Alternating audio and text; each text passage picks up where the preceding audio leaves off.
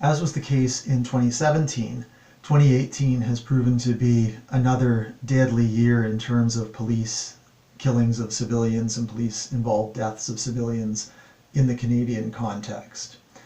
While there is still no systematic mechanism for documenting and reporting police-involved deaths publicly, there are some things that we do know about people who died through interactions with police in 2018.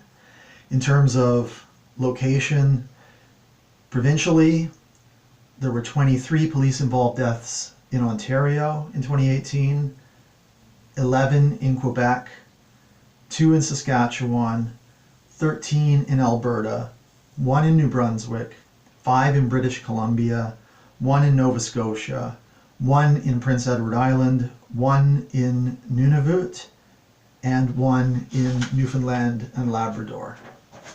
These are, as for all of these numbers, an estimate.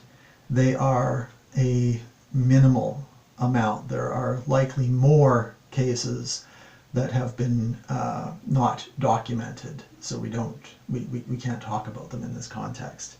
In terms of cities, there were 8 police-involved deaths in Calgary, 2 in Timmins, Ontario, 3 in Edmonton, 3 in London, Ontario, 2 in Montreal, and 2 in Toronto.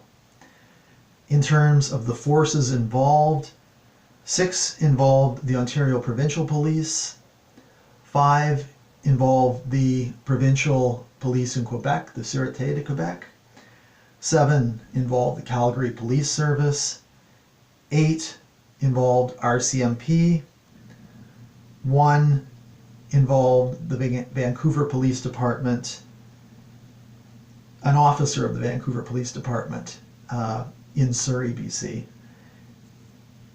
2 in Montreal, involving the Montreal Police Service, 3 involving the London, Ontario Police Service, and 3 the Edmonton Police Service. In terms of what we know about victims, 45 were identified publicly as male, 10 were identified publicly as female. The age range saw the eldest victim at 88 years, identified as female, and the youngest victim at 17, identified as male. 8 victims were identified publicly as First Nations, Indigenous, and 2 were identified publicly as Black.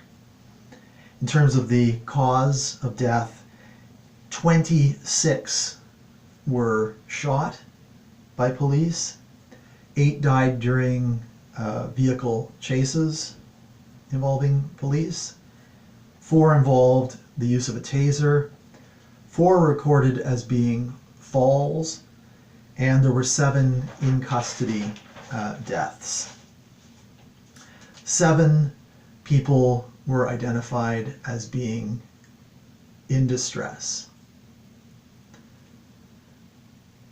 On the whole, we can suggest that there were at least 59 police-involved deaths in the Canadian context.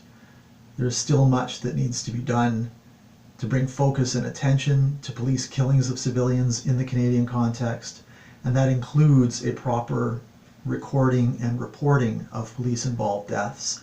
One of the main issues that we need to know more about are the identities of officers involved, because as it currently stands, we have little opportunity and few ways of determining whether killer cops are still on the force, whether killer cops are killing again, and in situations where killer cops may be moved around from force to force. That information needs to be known publicly as a matter of public safety.